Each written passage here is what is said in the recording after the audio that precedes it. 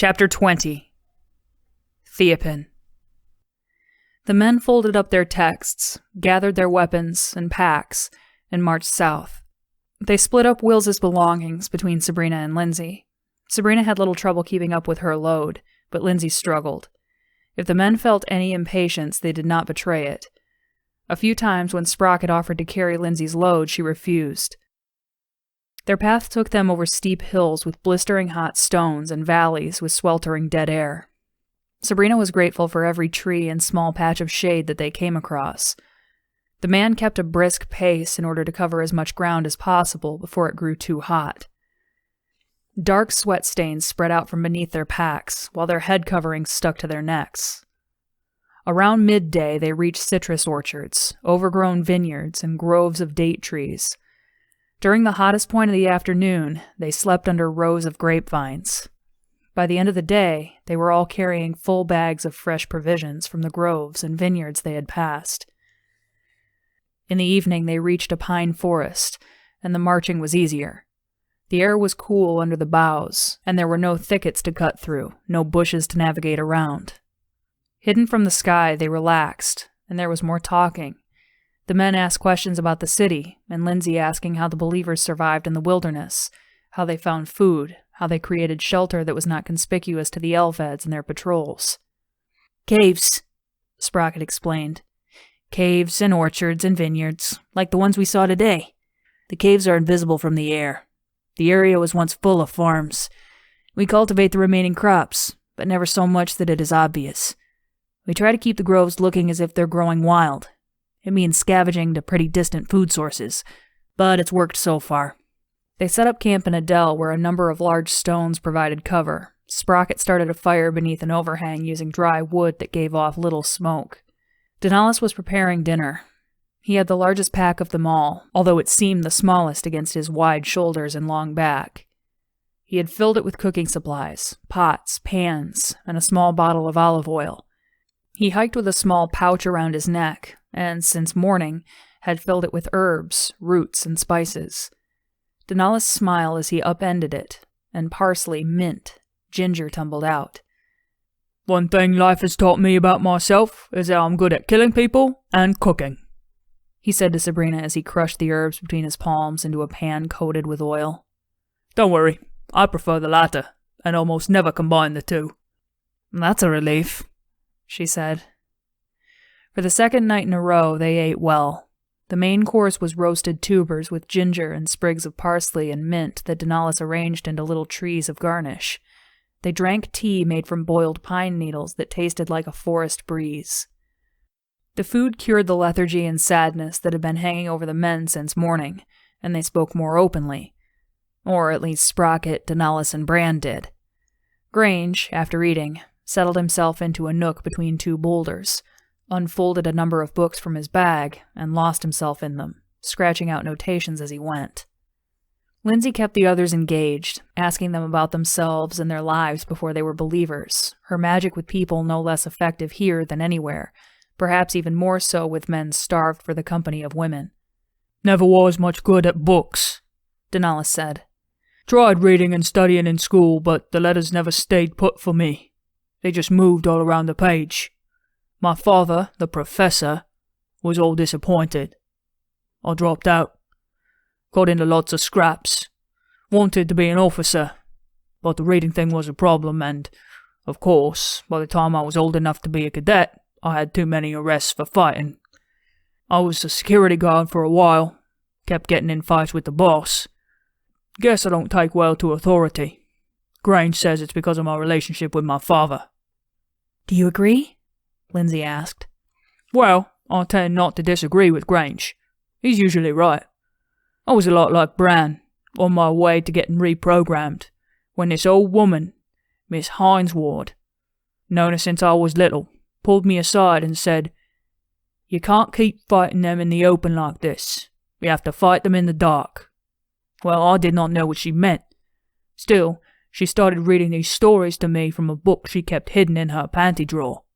Sprocket laughed, but Denalis silenced him with a glare. Not Miss Hinesward. No jokes about her. She was smart. Who's going to check the panty drawer of an old lady? Sprocket conceded, and Denalis continued. I like the stories. They stuck to my head better than vids I watched. After a while, she took me to one of the links of the Fortinbras circle. They were a little surprised to see my type there, but they soon were asking me to join the resistance, saying they needed men like myself. I was all for giving a shank to the head ministry, so here I am. So do you consider yourself a believer? Lindsay asked. Denalis shifted, tossing some pine needles into the fire. Well, Grange and I talk about that a lot. I'm not all too sure what I believe in, to be certain. All I know is that these people who are believers, they were kinder to me than anyone else. So I'm learning. I want to believe. I do. The fire crackled. Lindsay looked to Bran, whose eyes were half closed, his hands folded on his chest. He unfolded them for a moment as he said, I believe. End of story. Sprocket was next. His story spilled out more easily than the others. He was telling both of them, but his body was turned to Lindsay as he spoke. His father had been a machinist, building everything from computers and communicators to pedal cycles and cruisers. But my father's favorite things were robots. He loved to bring together the intelligence of a computer with the physicality of a body. He was obsessed with it. Made him religious, and me too, without knowing it really. He was always wondering if the robots he made, were they like us? Were they more than the sum of their parts?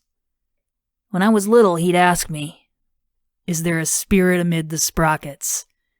Is that where you got your name? Denalis asked. You never told us that before. We're all learning so much tonight, Bran said, surprising Sabrina. She had been sure he was asleep. Amazing, Lindsay said, her eyes sparkling in the firelight. That's not even the most amazing bit, Denalis said. Go on, Sprocket, tell her. Sprocket fumbled over his next words and shifted uncomfortably.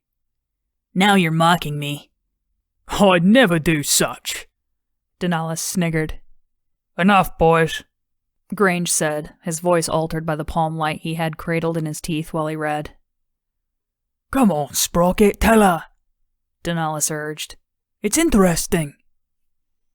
Sprocket offered a silent assent, and Bran leaned forward into the light of the fire. It's the Elveds. Sprocket thinks his father invented them. What? Lindsay asked, her head snapping around towards Sprocket. They have not been around since the founding, Sprocket said. The old folk don't remember them.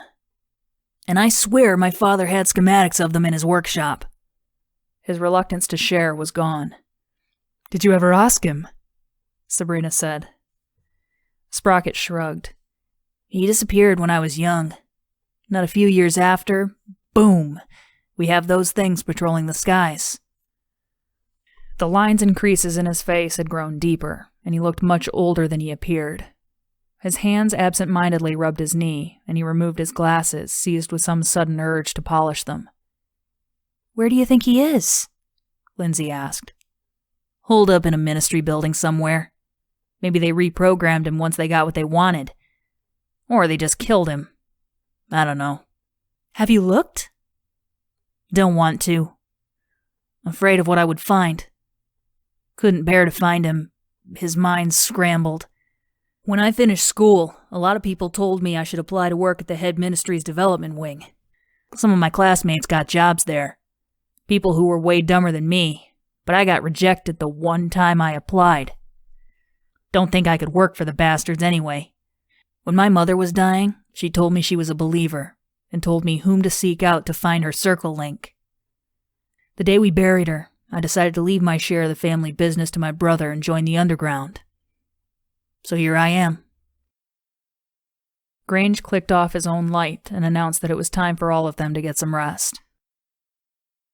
Breakfast was flatbread and oranges. Denalis had risen early to boil water. Grange had also risen early, though he ate separately from the rest, poring over his books and making more notes in his notebook. Sabrina's body was stiff from the previous day's trek. As she stretched, she tried moving close to Grange to see what was written in his books, but once she neared, he stood up and declared it was time for them to break camp. They walked in the pine forest for a few more hours until it gave way to more rolling hills. Ruins, some ancient, some more recent, dotted the slopes. The ancient ones were stone, and they looked picturesque among the haze and vineyards. The more recent were made of synthetic materials, low-density polymer and ethynyl acetates, stained and peeling from weather damage. They marred the landscape like plastic washed up on the seashore. Lindsay did her best to be friendly and charming, but Sabrina could detect a strain in her voice. She was trying to make up for Sabrina's mistake with Bran.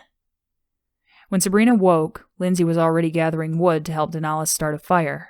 For the second day in a row, she offered to bear more than she could comfortably carry and rebuffed Sprocket's offers to help, even as the pack left deep red welts on her shoulders. Sabrina wondered if Lindsay's efforts were necessary. The men had been generous with their food, and by turns were becoming more casual, even jocular with them, sharing jokes, mild insults, and taking time to catch up on gossip from the Fortinbras circle, especially Denali and Sprocket, who always seemed to march near Lindsay. She was always eager with responses and a ready laugh, timed perfectly to the gratification of the storyteller. She had a knack for keeping a conversation going and enticing people to share their secrets. On the other hand, a conversation often died with Sabrina after a few exchanges. Sabrina and Bran traveled in a comfortable silence. They said little, but each could understand when the other was tired, needed water, a hand to clamber over a tree trunk or up a riverbank. She surprised him with her strength as she helped pull him over a tree fallen across their path. That night, while he took his turn building a campfire, Bran sang, his sweet tenor rising up to blend with the rustle of leaves and the whisper of grasses. The melody was strange to Sabrina, as if created on a scale she did not recognize, but was beautiful nonetheless. The others listened and ate in reverent silence. Even Grange leaned back and closed his books in order to listen. When Bran finished, Sabrina complimented his voice. "Thanks," he said. He had not shared his story with Lindsay when she had asked, and volunteered nothing in the subsequent days. Being a person of few words herself, Sabrina could appreciate it. He had told his secrets standing in Wills's grave, and for some reason he was still keeping hers. The other showed no sign of knowing she had tried to kill him. In the late afternoon, Sprocket called out for them to take cover. The roar of the Elved reached them just after, trailing on his words. They were all poorly concealed on the road winding along a ridge. Grange motioned for them to hide in the tall grass on the shoulder. It was imperfect cover, but the best they could do. Grange was near Sabrina, and freed some of the grass she had collapsed upon so that it would hang over and cover her. It was busy with leaping insects and redolent with the odor of pollen. Sprocket did the same for Lindsay. In a few moments, the band had disappeared from view. Except Sprocket. As the sound neared, his head slowly crept up, grass blades and seed pods stuck in his hair. "Right, as if you have not seen enough by this point!"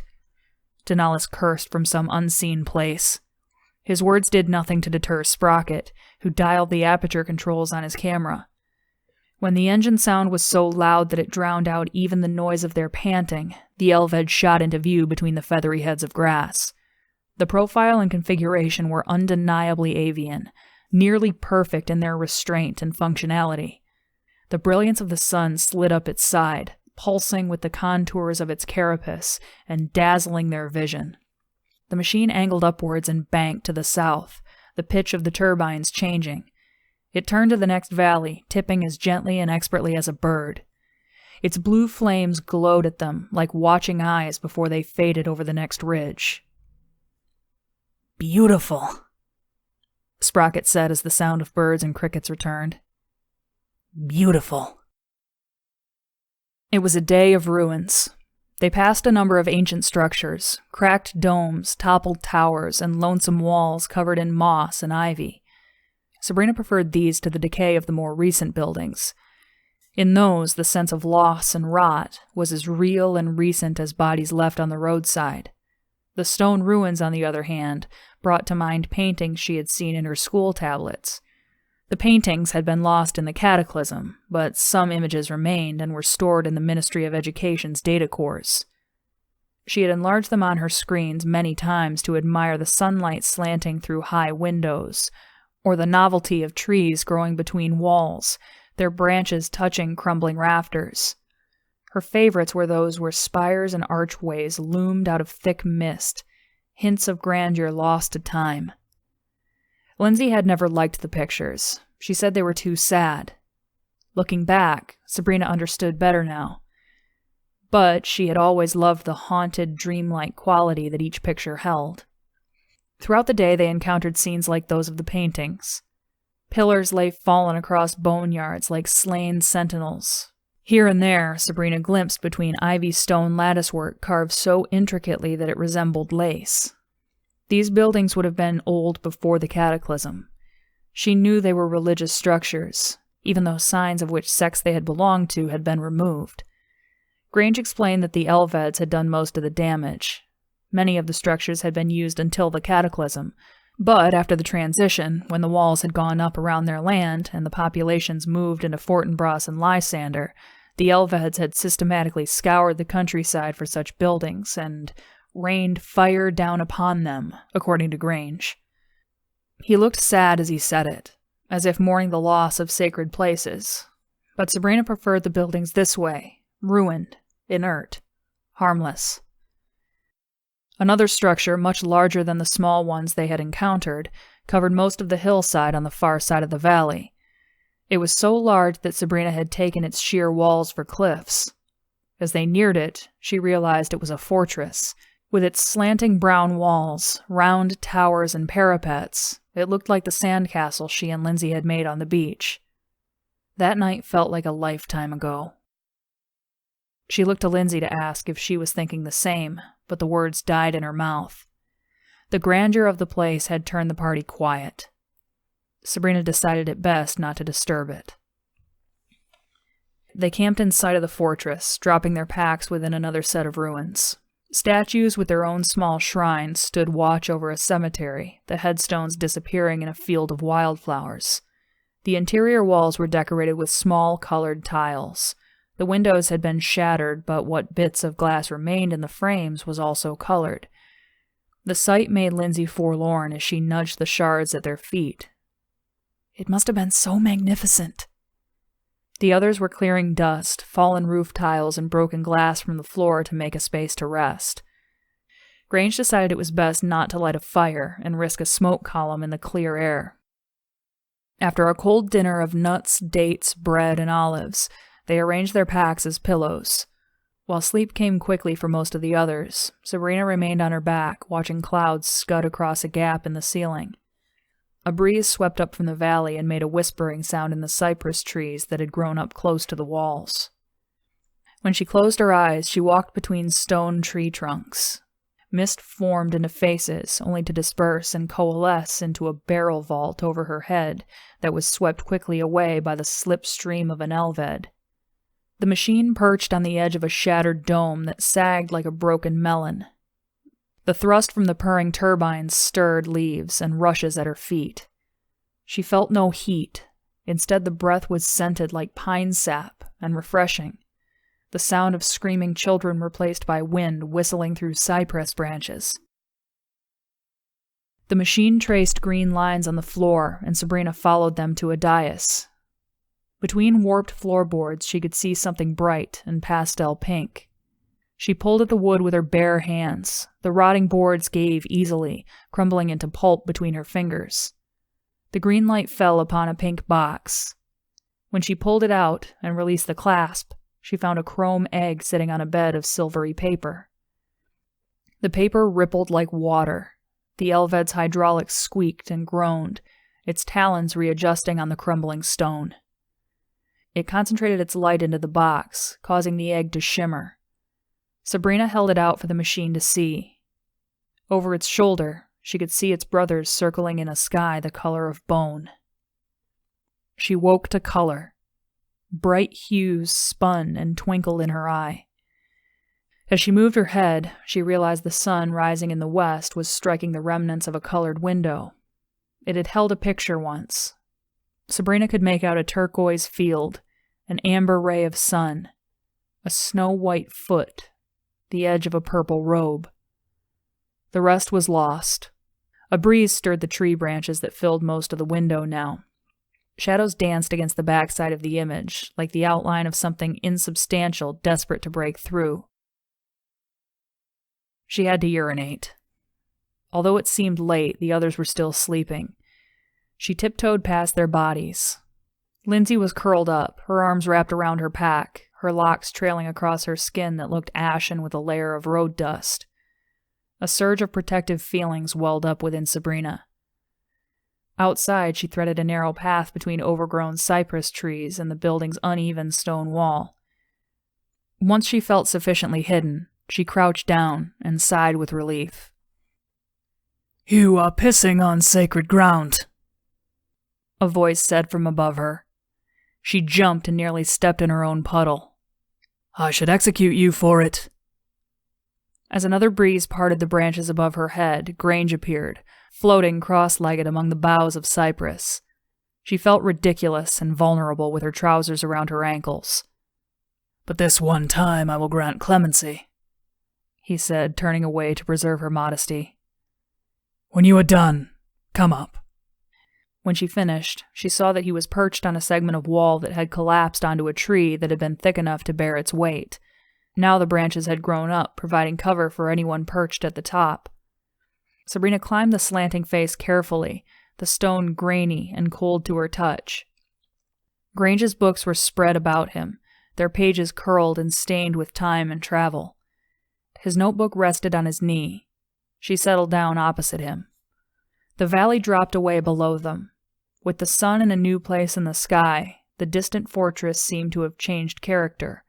It looked less menacing in this light, its angles softened, its towers less imposing. It posed like a benevolent overseer of the lands that circled it. Sabrina's attention came back to Grange's books. She could not read the writing, but she could read what he wrote in his notebook, his handwriting tiny and cramped, as if he meant to save as much paper as possible. The lines were perfectly straight, although not without crossed-out words, notes in the margins, and revisions. "You are translating?" "Yes. I can read the old languages, the forbidden ones, the flowing characters, and the upright ones." Forbidden and illegal, a violation of codes 13 through 23, and numerous other statutes. "I'm sure you could recite them all by memory." He made another notation. "I'm about to." "Don't waste your breath. Those words don't have the same power here." Sabrina readjusted herself on the slanting stone face. "How did you learn?" He shrugged and smiled, lines radiating out from the corners of his eyes like sunbursts. He enjoyed flaunting the law in front of her. "I honestly don't know. My wife can read these." He gestured to the blocky letters. "But not these," he said, referencing the flowing ones. They were identical to the scrawls Sabrina had seen on Jacob and other scripts. "So, it falls to people like ourselves to translate what we have left of the sacred texts to share with this generation and the next." "And what do they tell you?" "Many, many things which we don't even understand, and may not ever. We have lost so many texts and much context. It makes interpretation difficult." "And so you follow it, even if it does not make sense?" "It may never make sense, but one must become comfortable with that. The closer one gets to the holy, the deeper the mystery grows." Sabrina suppressed a sigh at the sound of more cult speak. It was all riddles and irrational rationalization to her. "I thought you people wanted answers." "You are right. Some do. Some have no tolerance for ambiguity. Many are like that when they are immature, and at the beginning of things. And there are some answers here. How do I know these languages? Well, there are stories of people learning languages spontaneously in these texts, and perhaps I know from another life, And this indeed is not my first body. You have to understand this sounds like nonsense to me. As it did to me when I was in the city. But then I left. I took a leap of faith and was rewarded. These languages emerged from within me, along with memories. Memories of a different life. A different life? Where? Grange rubbed his hands together, a flush rising in his cheeks. Well, it will sound like more nonsense, but I can remember another life in Fortinbras, before the cataclysm, I believe. When the city was called something else. What was its name? I can't remember. His grin became sheepish, apologetic. It's impossible, Sabrina said. I know how it sounds, but I am not alone. Many of us who leave come to remember things. Bits and pieces. Fragments. We can never seem to string them together completely, but there is no shaking some knowledge of something. Before. Sabrina bit her lip and thought about Dr. Tripp, the young man who had given her a tour when she was posing as Xandes. Dag had killed her parents, but she had not the least memory of them or their deaths. Was she too young, or had she too been manipulated? All she had ever known was the head ministry growing up. Had she had a life before that had been erased? When she did not say anything, Grange sighed. I know how it sounds. But many of us wonder if there is something different about Fortinbras and Lysander. Because it is when we leave. Things change. Yes. At least it is so for those of us over 40. The younger ones seem unaffected. But we become a muddle. It is hard to tell which are our real memories, and which are something from another lifetime. Sabrina cast her eyes out over the valley, but she barely noticed it now. A different vision was working through her mind, a gray-haired woman, thrashing about in the back of the prisoner transport. Grange? What is the rage? Grange grimaced and made a sighing sound. He closed his books one by one and stacked them at the top of the wall behind him. It is the last thing we teach those about to set forth for the refugee encampment. His whole countenance had changed, his mouth and even the corners of his eyes sagging downward in a frown. Most people are able to leave the cities without any ill effect, but a few, maybe 1 in 50, lose their mind. They fly into such an inhuman rage, with inhuman strength and aggression. His voice trailed off, and he did not begin again until Sabrina lowered her head to meet his downcast face. There is nothing that can be done. Each and every pilgrim sets out with supplies that include a suicide pill or a knife. One to take if you feel the symptoms are coming on. Anxiety, anger, aggression. One to defend yourself if your companion falls ill. I'm sorry. That sounds terrible. It is. My friend who left with me and my wife. He did not make the whole journey. You should feel fortunate that you and Lindsay will. I would not have known what to do if she had succumbed. Well, the texts here, he said, patting the closed pile of books. They tell us that the followers of the sword live with it and die with it. So we are called to be worshippers and warriors. And these men? They are both. They fancy themselves more the latter, but I sense they are becoming more the former, as many of us are. Many, but not all? Sabrina asked. Not all. Many call for a more forceful uprising. You will see later this morning. There are 2 camps. Lindsay has hinted at that before. And how do your texts guide you regarding force? Ah. Well, it seems that one can find almost anything to justify their position in these, he said, shaking his head. The words contradict from one chapter, one book, to the next. Even the character of the master seems fickle. In one chapter, he advocates for love. In another, he smites a whole people. I came across a section this morning where he threatens to destroy an entire city, but one man strikes a bargain with him, that if there are at least 10 righteous men living in the city, it will be spared. He shook his head and smiled wryly. It's a muddle. It's why those of us who can are working so hard to translate all we have. The truth is there. We just need to find it. But what if it's not? What if the final message is to live with a sword under your pillow, like you said? That would explain why all came to ruin before, and will again. Grange nodded and turned his face to the valley beneath them, taking in the land leading gracefully up through the purple haze to the sleeping fortress, the hedgerows standing out in stark contrast in the slanting sunlight, and the white clouds easing across the sky. The hues were as vivid as the colors Sabrina had seen in the broken window. I just look at this, and I reflect on the entirety of beauty in the world. I think to myself that whoever created it could not be anything but a loving and peaceful being. Sabrina nodded. After hiking with Lindsay and listening to her friend share her beliefs, the sentiment was familiar. I hope you are right.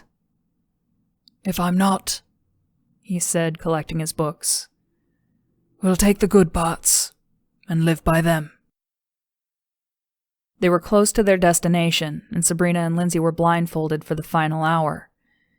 She knew when they had entered the caves, the sound of voices seemed to close in, the air grew still, damp and cold. Yet from what they could hear, the reception was warm. New voices called out greetings to the returning travelers, who were themselves grim, since they were returning without a comrade and had to share that news upon arrival. After a long descent, Sabrina sensed they were in a large chamber. Children's voices echoed off the walls and ceiling. Large fans whirred overhead, but did not disperse the smoky smell from cooking fires. Lindsay squeezed Sabrina's hand. From what Sabrina heard, she deduced that another group of refugees had arrived that same morning. Someone introduced them to Grange and the others as she and Lindsay listened. All of the newcomers were led onto some sort of stage where they waited, while the many residents of the refugee camp gathered below. She felt exposed and at a disadvantage. It was hard to tell who was sweating more, she or Lindsay. Their clasped hands were slick. When the blindfolds were finally removed, she was relieved to see that the people gathered below were not all staring at them. Instead, mothers were tending to their children, men were conversing, teenaged girls bunched in tight knots were looking over their shoulders at bunches of boys who tried overly hard to ignore them. Sabrina was not sure what she expected of rebels eking out an existence in the desert, but they were reassuringly ordinary. Those believers who did meet their gaze smiled warmly. Lindsay took in the scene as well and smiled. She turned to their fellow newcomers and struck up a conversation. They knew some of the same people. Lindsay had even seen some of them the day of the raid. They were some of the lucky few who had escaped. Hugs, tears, and smiles followed. Meanwhile, Sabrina shrank into herself. Would they recognize her from that day as well? If nothing else, she knew her uniform was now attracting skeptical glares. A growing pack of heavily armed men who gathered to the left of the stage seemed especially menacing. These were the hard men, scarred, bearded, and cruel. In appearance, they were not unlike Grange and his men, but there was something wary and closed about them. These were the Elias Orhems. They conversed only with each other, and Sabrina did not like how their eyes kept falling on her and Lindsay. A hush fell over the crowd as it parted for a cluster of figures in robes. 3 men and 1 woman moved with deliberate swiftness towards the stage, the figure in the front bounding up the stairs first. He looked to be as many as 15 years older as Sabrina and Lindsay, maybe more, but it was difficult to tell, for he had a youthful face, and he moved with an adolescent's energy. He had a strong jaw and a high forehead, furrowed with the lines that spoke of reflection, laughter, and sympathy.